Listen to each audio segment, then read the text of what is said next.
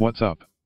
Now that the full Necron Codex has been leaked, I thought I'd do a video with my initial reaction to it, and go over the stratagems, changes to rules, and so on.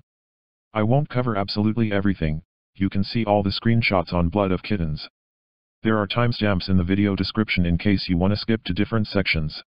Necrons were my first and currently only 40k army, so I'm quite friggin' excited about this codex, as you can probably tell from my voice.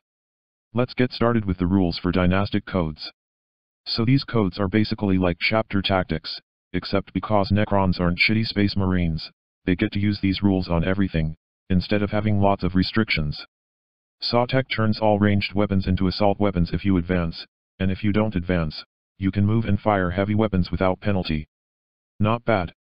Novak is the close combat code, and gives you rerolls to hit in the fight phase under a lot of circumstances.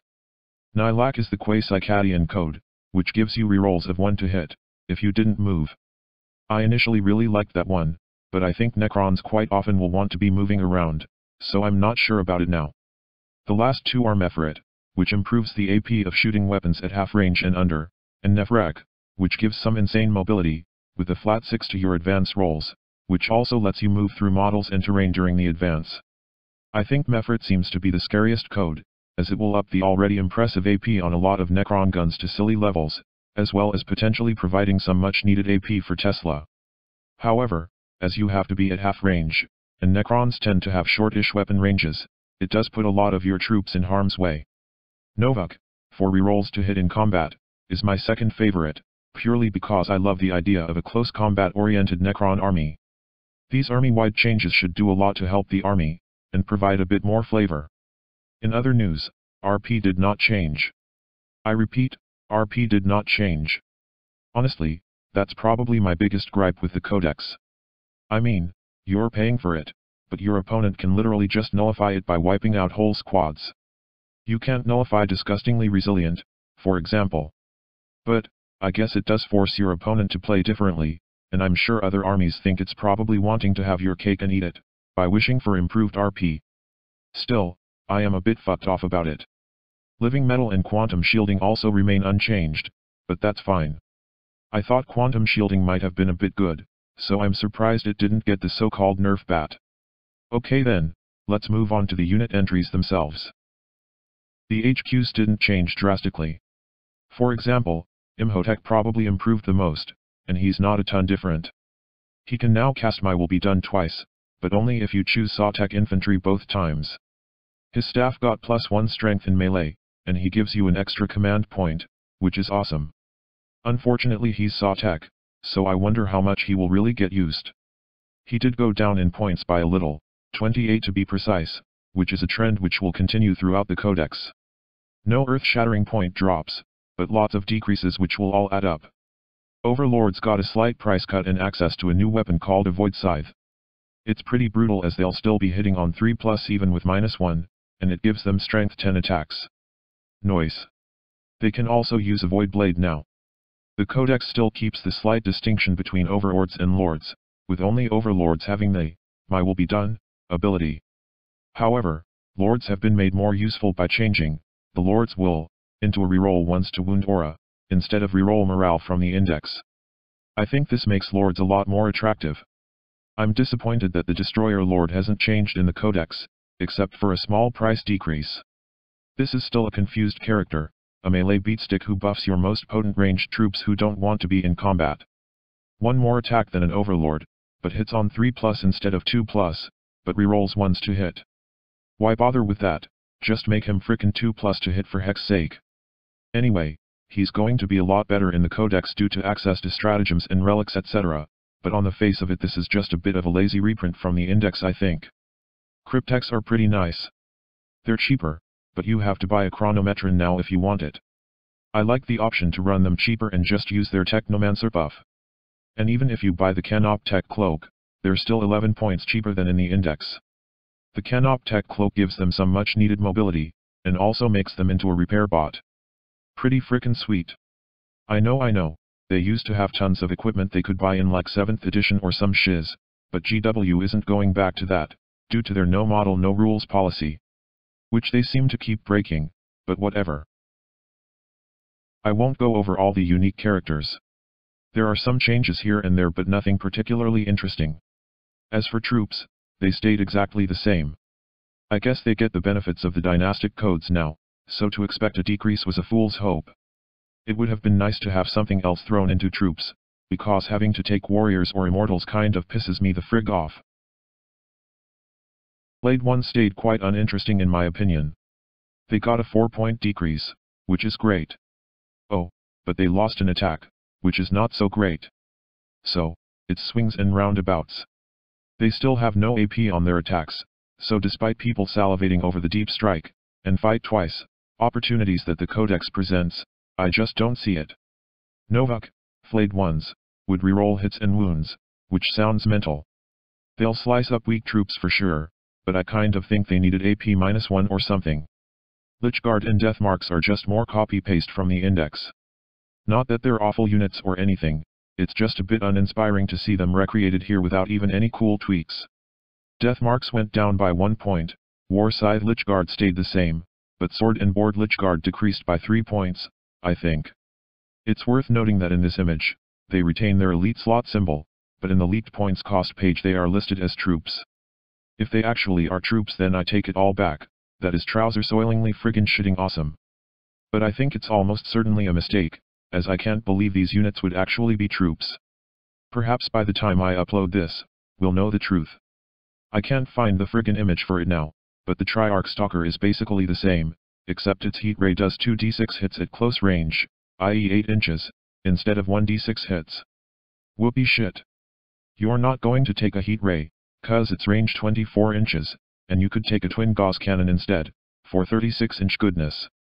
I guess the mitigation now is you could be Sawtech, and not suffer a penalty for moving and firing heavy weapons, meaning the heat ray ain't so bad after all. Nightbringer and Deceiver haven't really changed, I think, except for the changes to the Katarn powers. The Katarn get 6 powers now. I'm glad they got some variety, but they're all just variations on different ways to inflict mortal wounds. Not bad, but a bit boring. It's like, do you use the power that can kill one tough model, or the one that's better against large units of weak models, etc. I think they could have made the Katarn into much more interesting models, perhaps by giving them the option to take some kind of buffing powers. Oh well, this is still okay. There's a couple more units I want to cover. Destroyers got buffed pretty nicely in the Codex. Gauss cannons gained 1 strength and an extra shot, whilst staying the same price, and the destroyer chassis decreased by 13 points. Holy fucking heck. Destroyers really got the moves like Jagger now, or whatever. Naturally, the Gauss cannon buff is a nice little boost for annihilation barges, and whatever else can take a Gauss cannon. I can't remember if anything else can take one. Mephrit destroyers in half range are shooting 3 shots at strength 6 and -4 AP, doing D3 fucking damage son. I may as well mention now that there's a 1 CP stratagem, for a unit of destroyers to reroll hit and wound rolls. That's amazing. Wraiths are another unit that seem to have people's hearts aflutter. They've jumped up a massive 17 points, to 55 points each, but gained an extra AP and an extra damage, so in combat they're strength 6, AP -2, 2 damage. Some people have complained that they're way too expensive now, but if you consider their combat prowess, they're basically twice as good if you choose the right targets, so I think the increase is warranted. Not welcomed, mind, but warranted. Oh, and they can fall back and still shoot and charge now, which is great, especially if you are Novak, as they'll get to reroll hits again when they charge back in. I think I've put up enough unit data sheets, I'll just quickly mention a few of the other units. Monoliths are unchanged since chapter approved or the errata, whatever changed them. They still suck in my opinion. Obelisks too, as they have no invulnerable save, and just aren't that threatening, when you consider you are paying more than the cost of a Shadow Sword, and Shadow Swords are absolutely fucking terrifying, whereas obelisks are just floating annoyances.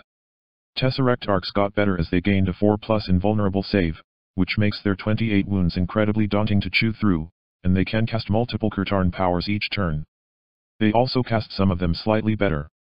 Doomsday Arcs always fire D6 shots now, and their low power shot increased to 36 inches, which I think is enough to make them good now instead of a bit meh.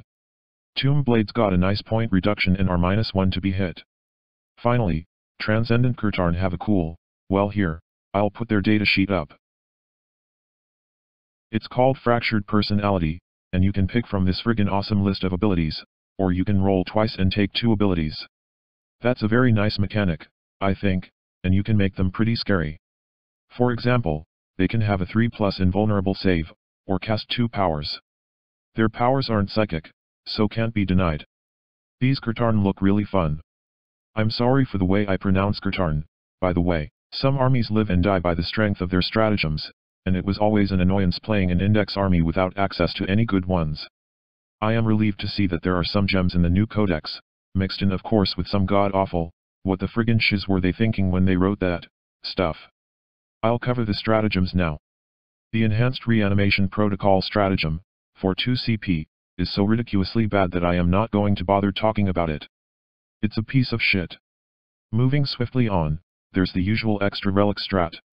The 2 CP Kurtarn power strat, to cast an extra power, seems alarmingly expensive. Enhanced Invasion Beam also looks like a trap, and you'll see why in a second. The reason is Emergency Invasion Beam, which is in the top left here, for 1 CP. It circumvents the problem where if you have no Night Scythes or Monoliths left, you can't beam in any troops. But you can only set up 1 unit in this way, so if you use the aforementioned Enhanced Invasion Beam, you are taking a bit of a risk. Amalgamated Targeting Data lets you give up your shooting with 3 Doom Scythes, in exchange for a chance to do a bunch of mortal wounds. No thanks, I'd rather just shoot their dang guns. Resurrection Protocols could be a nice little punt. I don't like spending a CP for a 50-50 chance for the strat to work though. Here's another mixed bag. Damage Control Override is okay, but only a nice little boost, nothing to write home about. Dispersion Field Amplification is just so heckin' shite, it makes me fucking cross. 2 pissing CP to improve their invulnerable save by 1, I repeat 1, and a small chance of some mortal wounds. For 1 CP this would be met, but 2 CP is absurd. Repair Subroutines, situational, but could be really great with a big unit of wraiths. Quantum Deflection I really like. Nice ability to really tank some damage with a vehicle. And voila, suddenly we have a bunch of great strats, all costing just 1 CP as well. In the interests of time I won't go over them all, but check out Extermination Protocols, which is the destroyer strat I mentioned earlier. The bottom of the picture is cut off, Entropic Strike allows you to ignore an invulnerable save with 1 of your attacks. I would have liked to cancel the save with all of 1 model's attacks, for 2 or maybe even 3 CP, but this is still nice. Adaptive Subroutines at the bottom allows a Canoptech unit to charge after it has advanced. Remember, there's a Dynastic Code that lets you always advance 6, and Wraiths already move 12. Noise. Some situational strats here, Reclaim a Lost Empire seems a bit pricey. I guess the issue with that one is you are paying 2 CP, which is likely to be a third, or thereabouts, of your entire pool, but you're just making 1 unit a little bit harder to shift and a smidge more dangerous, before you know whether the enemy is even gonna target it. Yeah, they'll be near an objective, so the enemy probably will, but still. Last pick of strats now. Blood Rights is the standout one for me, as any fight twice strat could be eye-wateringly painful for an opponent. Shame it's a code-specific one, and it's 3 CP, but I think that might be the standard cost for a fight twice strat, I'm not sure. Thousand Suns get it at a discount of 2 CP, because they can only use it on Zangri units, I guess. Translocation Crypt is the obligatory deep strike any unit you want strat, but it's tied to Nefrek. Oh, and it's only infantry or swarms, so it ain't that useful. So out of something like 27 strats, there are 4 or 5 which are really strong, I think, but there are also a smattering of okay ones too which don't break the bank and provide a nice buff. There's definitely a lot of poor ones for some reason, but I think that's par for the course for all armies, so I don't think it's a particular cause for concern. Here are the Warlord Traits. There's some nice ones here for sure. Enduring Will, survives from chapter approved. Honorable Combatant is my favorite, as, like I said earlier, I like to emphasize the combat aspect. Immortal Pride allows you to deny the witch, so it's nice to have access to that without having to take a friggin' spider. And the code-specific Warlord Traits. They're all okay in my opinion. Mefrit and Novik are, fortunately, 2 of the best. Nefrek seems like the weakest, cuz why is your Warlord being targeted? Oh wait, it's all hit rolls, not just in the shooting phase. That's actually pretty nice then. I'll go over a couple of my favorite relics. I won't list them all, There are no earth-shattering ones, although the Veil of Darkness survives from chapter approved, and that's awesome sauce. The Void Reaper, above, turns your character into a mini Nightbringer, wounding everything except vehicles on 2+. Lightning Field is a nice way of putting an invulnerable save on a Catacomb Command Barge, and dishing out some noise mortal wounds. In case you haven't noticed yet, Necrons have mortal wounds coming out the wazoo. The Nanoscarab Casket can only be taken by models with Phylactery. So, that's just Destroyer Lords, right? I might be forgetting something. Phylactery usually allows you to heal D3 wounds, instead of 1, from living metal. This bad boy lets you do it in your opponent's turn as well as your own. Double sun power or some shiz, I guess. Oh, and you also might come back to life if you die, although I generally hate all or nothing abilities like that. Of course, one of my other favorites is another melee weapon. This is just a war scythe that gives you an extra D3 attacks. It's Novik only. If you take a Destroyer Lord with this, and the Honorable Combatant Warlord trait, you are looking at an average of 8 strength 7 attacks when attacking a character, rerolling to hit if you charged. That's pretty scary, eh? So, in terms of overall thoughts, at the moment I agree with a lot of what I've read so far online, in that there are some nice strats, traits, and some really nice buffs throughout the army, but the book doesn't feel like, well, a triumph. I think a lot of it is because many units are completely the same with no tweaks and maybe only minimal points changed. Lich Guard, for example. And I still feel that they missed a lot of opportunities, such as making spiders interesting, along with Doom Scythes, Flayed Ones, Praetorians, and so on. Biggest annoyance is obviously that RP stayed the same. I am absolutely not saying that it's not a good codex or that I don't like it. Overall, I'm pleased with it, and there's a ton of stuff to try out, and loads of much needed buffs. I guess it just doesn't really grab my imagination because a lot of the stuff is just the same-ish. E.g. having to keep taking warriors and immortals as troops, with not much in the way of improved durability for most of the army. But that's really a nitpicky gripe, since lots of other codexes didn't exactly get a major overhaul or that many tweaks. The book still looks pretty nice. There's apparently a small possibility that the final version could have some differences, because the leaked version was a beta, but from what I've read it doesn't seem likely that much, if anything, will change. If it does, then I'll just delete this frickin' vid anyway. Well, I think that about does it for now, so thanks for watching, and I'll see ya next time.